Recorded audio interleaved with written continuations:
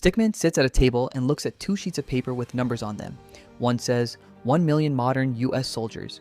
The other says 50 million warriors of ancient Rome. Stickman scratches his head. It's an insane comparison, but let's break it down. He decides to analyze this confrontation as honestly and thoroughly as possible. To begin with, we need to understand what each side consists of. Only then can we give an honest answer to this crazy question. A modern American soldier is a professional with years of training. In his hands is an M4 carbine, a weapon capable of firing 800 rounds per minute. Every soldier carries grenades capable of killing dozens of enemies with a single throw. Behind every infantryman stands artillery, guns with a range of dozens of kilometers. The US Army possesses thousands of M1 Abrams tanks, true steel fortresses. A single tank can engage targets up to 3 kilometers away with a high degree of accuracy. The Air Force includes hundreds of F-16 and F-35 fighter jets as well as Apache helicopters. One B-2 bomber can destroy an area the size of a small city in a single sortie. In addition, the Army has HIMARS and MLRS multiple launch rocket systems.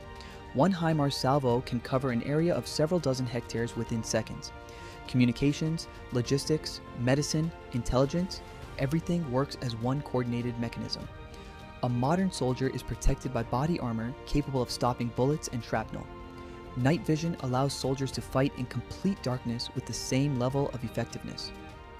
The conclusion? In terms of firepower, one modern US soldier is equal to hundreds of warriors from the past. Now, let's look at the opponent, 50 million Roman warriors. A Roman legionary was one of the finest warriors in human history. Years of harsh training turned an ordinary man into a machine built for war. The main weapon was the gladius, a short sword, ideal for close combat. The pilum was a heavy spear that a legionary threw before closing with the enemy. The rectangular scutum shield protected nearly the entire warrior's body in battle. The Romans were masters of military formations. The testudo, the wedge, the line, each designed for a specific task. The discipline of the Roman army was legendary. Orders were carried out instantly and precisely. They built fortified camps in a single night, creating fortresses out of nothing. Roman engineers were geniuses, constructing catapults, ballistae, and siege towers. A single legion, 5,000 men, operated as one living organism.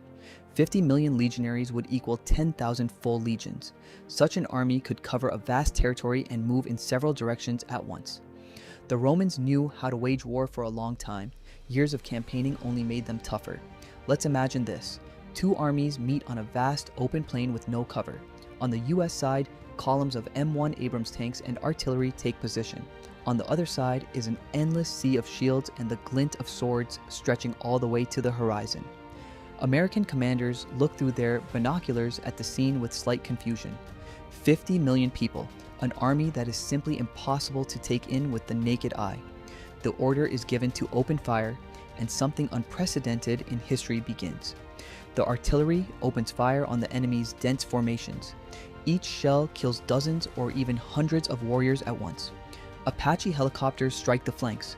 The explosions can be seen for kilometers around, but the Roman army keeps moving forward. The losses are enormous, but there are simply too many of them. For every fallen legionary, 3 new ones take his place from the endless ranks behind him. Stickman watches this and realizes this is not just a battle, it is mathematics versus humanity. The US Army's first serious problem becomes obvious after just a few hours.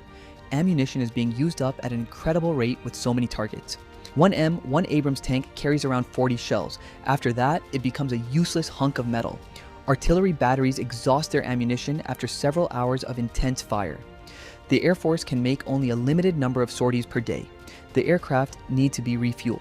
Stickman draws a diagram on the board, and the numbers begin to add up against the Americans. Destroying 50 million people would require an unbelievable amount of ammunition. The entire arsenal of the US military might not be enough to inflict losses on that scale. While the Americans are reloading and refueling, the Romans continue advancing without stopping. The second problem is territory and coverage. It is impossible for an army of 1 million to surround 50 million people. The Romans can divide into several armies and advance from multiple directions at once. While the US Army holds back one front, millions of Romans can outflank it from the sides. Stickman points to the map. The US Army simply does not have enough people to defend everywhere. Even the smartest general cannot be in several places at once with only 1 million soldiers. The Romans could stretch the front line across thousands of kilometers, and that would become a catastrophe. Now, let's remember what the Romans were truly brilliant at. They knew how to besiege fortified positions, patiently and methodically. If the US Army establishes itself in a city, the Romans could simply surround it and wait. The American Army's supplies of food, water, and fuel are finite. After several months, serious problems would begin. The US military's logistics are complex and its long supply chains are vulnerable. 50 million people could block every road and supply route. Without fuel, M1 Abrams tanks become immobile metal boxes. Without food and water, even the best trained soldier loses combat effectiveness within a few days. Stickman draws a diagram of the encirclement, and the situation begins to look alarming for the Americans. But we must not forget technology. It changes everything fundamentally. A single modern US soldier with an M4 can hold a position against thousands of attackers. An M249 machine gun can kill hundreds of advancing enemies in a matter of minutes. Anti-personnel mines turn any terrain into a deadly trap.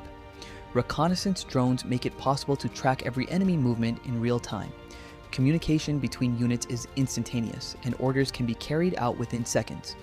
At night, the US Army gains a tremendous advantage. The Romans are effectively blind in the darkness. Chemical protection, medical care, and the evacuation of wounded soldiers all increase combat effectiveness. The psychological impact of explosions and fire on people who have never seen gunpowder would be enormous. The first encounters with artillery and airstrikes could trigger panic throughout the Roman ranks. The key question in this confrontation is the factor of time. In a short battle, the US Army destroys everything around it without question. But if the war drags on for months, the equation begins to change. In a real war, ammunition production cannot keep up with the rate of expenditure on such a massive scale. The Romans would not become demoralized by losses as quickly as modern armies.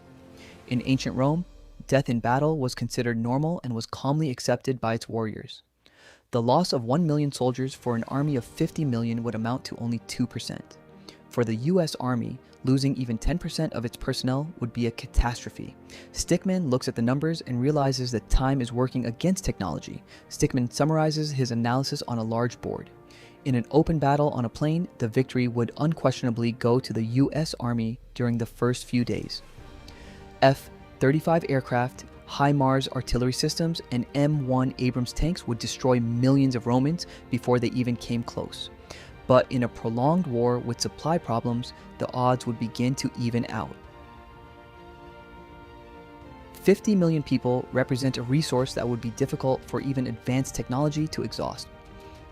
Roman discipline and organization would allow them to adapt to this new kind of threat.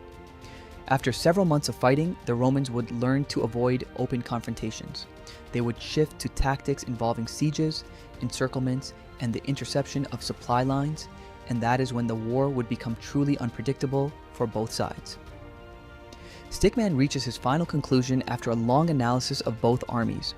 In the short term, the US Army would win without a doubt. In the long term, the winner would depend on logistics, time, and strategy. Technology can accomplish a great deal, but 50 million people are a force of nature. If you found this video interesting, please leave a like and subscribe to the channel.